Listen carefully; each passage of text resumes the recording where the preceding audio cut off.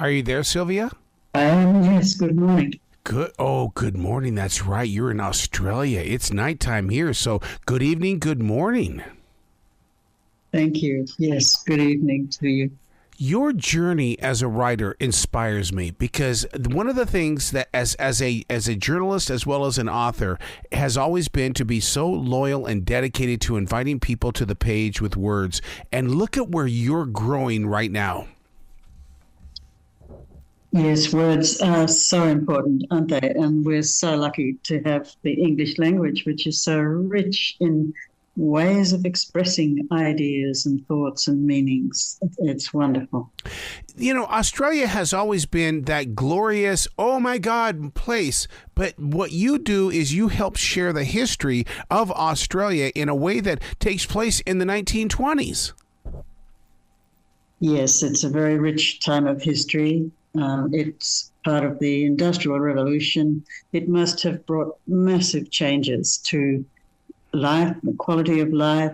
Think of the people who were losing their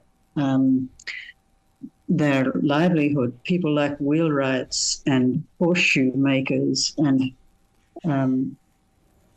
forge workers and so forth, because engines were taking over. There were massive differences. That is so amazing you say that the engines were taking over, because in this age where we are right now, it's AI taking over, whereas in your book, it's about engines taking over. Absolutely. Yes, today's technology is just breathtaking, isn't it? To be able to speak to you now like this, it just takes my breath away. But there must have been massive changes in the 1920s. My grandfather bought the second motor car ever sold, the second automobile, you would say, ever sold in Tasmania, and took it home to the sheep station there. Well, it must have been the start of huge changes. He loved horses so much. That's why he bought the automobile, because he hated to see horses neglected and abused. And he thought if people just have cars and engines, it won't matter. I laugh at a moment like this because my grandfather was in Wyoming here in the States, and his love for pigs was amazing. He didn't want to drive his car. He wanted to be with his pigs. He wanted to be with his cattle. He wanted to be with everything that was all about nature and survival.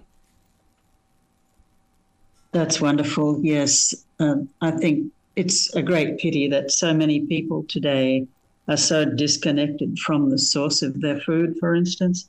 City people no longer understand the life of a pig. They just enjoy the bacon. And it's so true, because we would take the slop out there and give it to the pigs, and they would roll around in it and have all that kind of fun. I'm sure you endured that kind of stuff in your country as well. Absolutely. And I still, although I'm octogenarian, I still have a few chooks and a rooster, and that way no food goes to waste. It all gets recycled into eggs or compost for the garden, so I can grow vegetables and enjoy the seasons and know that the vegetables I'm eating haven't been sprayed by some ghastly chemicals and stuff. It's a much better quality of life, I think, to be closer to natural things. I got to ask you about a chicken question, because one of the things that we did when raising chickens in Montana was the fact that we gave them rotten milk because it made the chicken eggs stronger. We also gave them cottage cheese because chickens will eat everything, but those eggs were so important to us, and we needed to have those shells hard as rock. Yes, they're very sensible creatures too. Yes. They only eat what they need, whereas a horse will eat itself to death. A horse will founder because it's eaten too much, but a hen will never eat too much. They select what they need, and the size of the egg is determined by the amount of protein they eat. And, of course, the color of the yolk is beautiful if the hen is eating greens. Yes. Yes. And but commercial eggs, commercial chicken feed includes a dye to make sure the yolks are an acceptable color, but the dye happens to be carcinogenic, but they don't bother to advertise that. Do you feel like you were called to this story? Because Australia has always been the mysterious place. I mean, it's almost like we don't know what kangaroos, okay, and Vegemite sandwiches, okay, we get it, but you give us a lot more than just that. It is a mysterious place because it's been a melting pot for so many cultures. The original white settlers here were convicts and really? Soldiers, of course. But then once gold was discovered, there was a gold rush and people from every nation came here. The ships arriving here couldn't leave again because the crews just walked ashore and walked up to the goldfields. They weren't going to go back to sea. So there was a great melting pot of people here, most of them here looking for something for nothing, of course, but it turned into a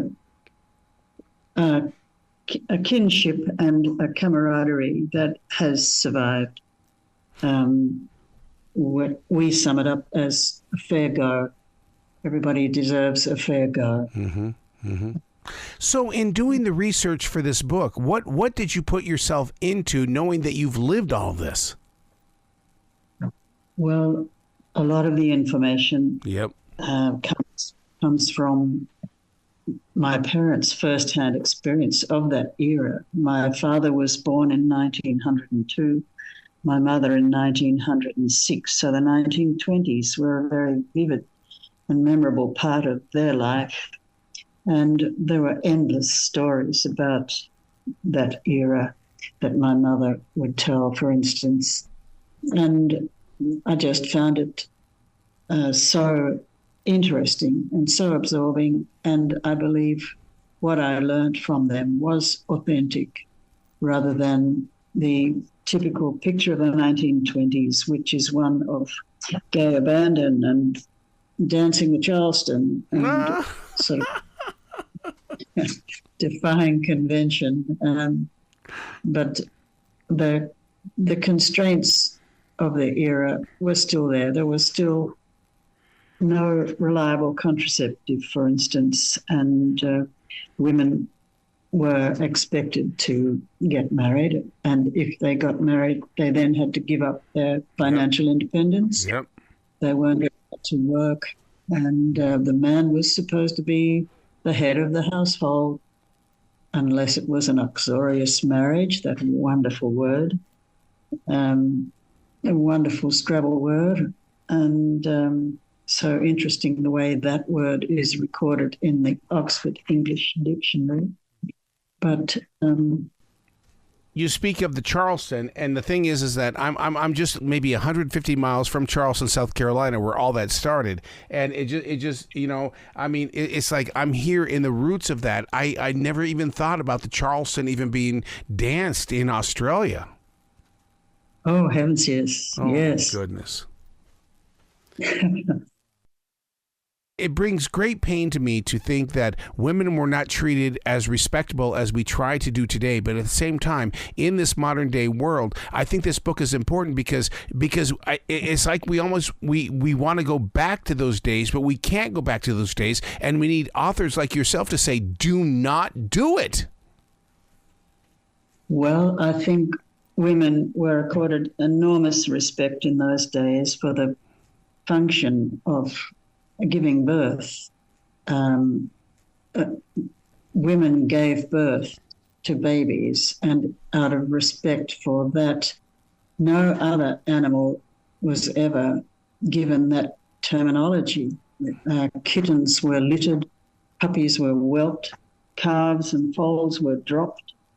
But today, that whole respect associated with that seems to have evaporated.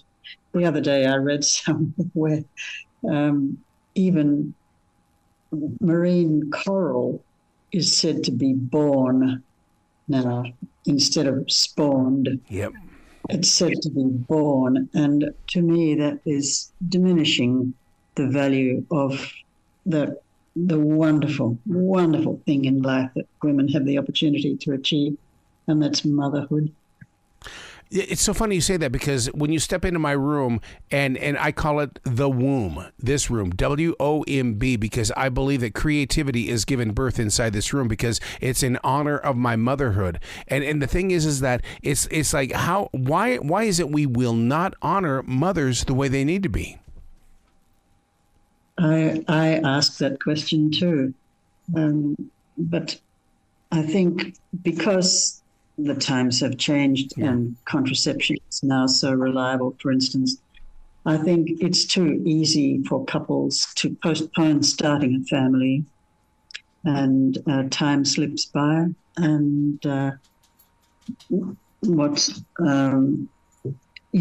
slips by, and women suddenly discover they're really too old to start a family, and they've missed out on chance. But I'm intrigued that you call your room a womb, because it has such a richness about the meaning of the word, doesn't it?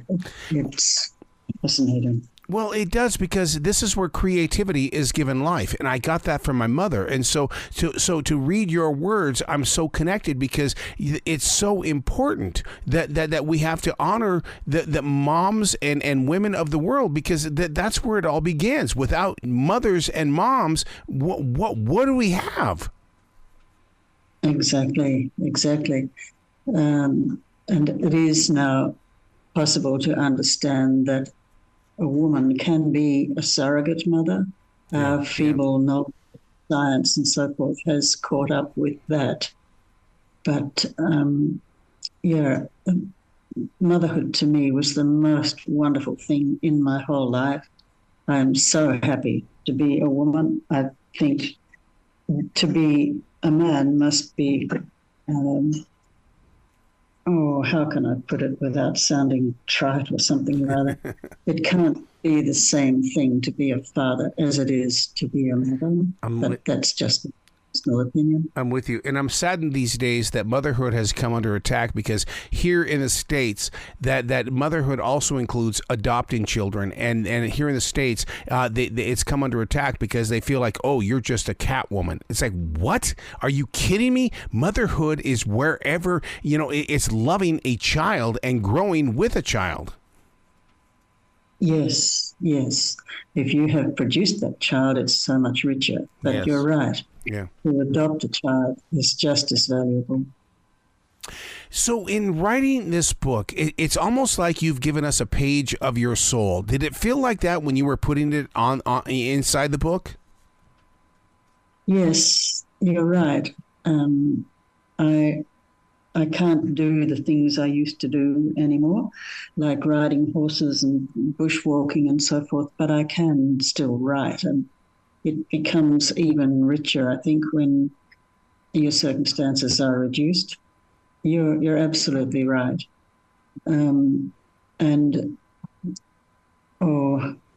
I wanted to create something that was intense, short, and I enjoyed the formatting idea of having different font for the two different diaries and so forth. Mm-hmm. I think that makes it much easier to read. Lots of people have told me it's a wonderful book for book clubs because it's short and full of curiosities and intense. I really enjoyed writing it. And of course, there are things that are there, but you have to search them out. For instance, to be able to write a journal was a privilege. Not everyone learnt to read and write. Education wasn't compulsory. And if you could read and write, you were at a huge advantage, of course, and it was quite an elitist thing to be able to say, oh, yes, I keep a journal. Yes. And, yes, these kind of things. So often things are visible if you search it out. Like Shakespeare's will. Have you? Shakespeare was married to Anne Hathaway, but it wasn't a successful marriage, but there was no way of divorcing in those days. But he tells us it wasn't successful because in his will, what does he leave to his wife? the only thing he leaves her is my second best bed. Yeah. I've been a daily writer for 30 years. And the thing is that I believe so much in that writing because we're writing to a future that doesn't exist yet. And so I always call it the Dear Future Reader experience. Okay. Mm-hmm. Yeah. Do you not feel the same thing with your story? I do, now that you pointed out. Yes. Yes. And so much of history can be lost by just falling into the grave with older people. My mother came with me once to a place in New South Wales called Wauchope, which is like a reconstructed museum village, imitating what a town would have been like in the gold rush era. Oh, my God. And it's really interesting. They have a wood-fired bread oven and that kind of thing, and they have a coach drawn by 4 horses that comes galloping through the town. And they also have a bullock wagon, and the bullock wagon appeared, and I thought my mother would be very interested in that. And I think there were 4 bullocks or maybe 6. And of course, there's no bridles or reins in bullocks. They're just yoked together. And this bullocky was sitting on the empty timber jinker that the bullocks were pulling. And my mother took one look at this and she just said, "Oh, that's so wrong. I can't look. Take me away." And I said, "What on earth's the matter?" And she explained that the bullockies were rough, tough men. Their language was the foulest in the whole of the nation. They were devoted to their bullocks, and they all had this unwritten pact, which was absolutely inviolable. They had this agreement that they would expect their bullocks and whip them into action to pull massive loads of timber and wool and so forth, but they would never, ever, ever expect the bullocks to carry the weight of the bullocky himself. He always walked beside the team. And there was this man sitting on the timber jingle. My mother just couldn't bear the sight of it. I laugh because my mother she was so correct with her way of life, but she didn't embrace the new age. And just to hear this just makes me laugh so much because my mom was so strong with the past. Yes. I think I would enjoy meeting her. And I think that's why people need to dive into your book, because the one thing I'm learning is that Generation Z and the Alpha generation they want to know these older stories, and you are here in this moment of now. And I would love to see the research about how many younger people are going to be drawn to this. Wow, that's wonderful. I hope it reaches the younger generation. It is reality, if you like. It is a real story. The figures are true. The statistics of how many acres you need to graze one sheep in this arid country, and the figures are correct. It was true that 1 pound in weight, that's 500 grams, of greasy fleece off a sheep's back, 1 pound in weight, paid a white man's wages for a month. It was a staggering amount of money. Mm-hmm. Each sheep carries so many pounds of wool, and flocks of sheep are numbered in thousands. It was staggering wealth that came into this country through the wool industry. And of course, that put a huge responsibility on the shoulders of the people who received that income, and most of them handled that responsibility well, building churches and schools and so forth out of their private purse. And I think there was a better understanding of moral obligation, which of course is so close to religion. And but young people today are divorced from religion. Really, they just say science disproves it. But I hope lots of young people read my book and learn from it and research the historical information and benefit from it. Well, I think it's because they're not connected, because people don't talk about it. But you put it inside your pages, and it gives people the opportunity to explore it, which then will lead people back to where it is that you want to talk about. Exactly. Yes, exactly. Wow. I'm so pleased. Wow. Where can people go to find out more about your writing and the book, as well as everything that you are bringing into the world today? To purchase a copy, you just need to go to the publisher. That's Austin Macaulay in England, and it's available as a hard copy or as a Kindle copy. And also, they recorded it. What do you call that? Oh, that's amazing. Mm-hmm. And hopefully, one day it might be a movie. No, I can see it. I can see it, or a 10-part series on Netflix. Yeah, okay. No, I can totally see it on that, because this is the kind of stuff that we have embraced in this modern day world. This is a story that we can put into our hearts. Absolutely, yes. And it's part of history. We should all retain our history, whatever it is, good or bad. Yeah. And yes. Do you ever ask, why did it take so long for this to happen? I'm sorry, I don't really understand. In other words, why did it take so many years for you to put the pen to the paper, to the words in the book, or into the what it could become? I mean, this is several different years that it took to bring it out. Yes, well, perhaps I was too busy doing other things.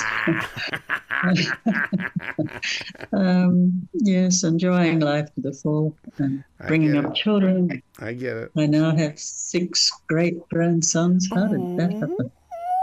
So between the two of us, I have a grandchild, but I don't have a great-grandchild. What is that going to be like for me when I have a great-grandchild? How is my life going to change?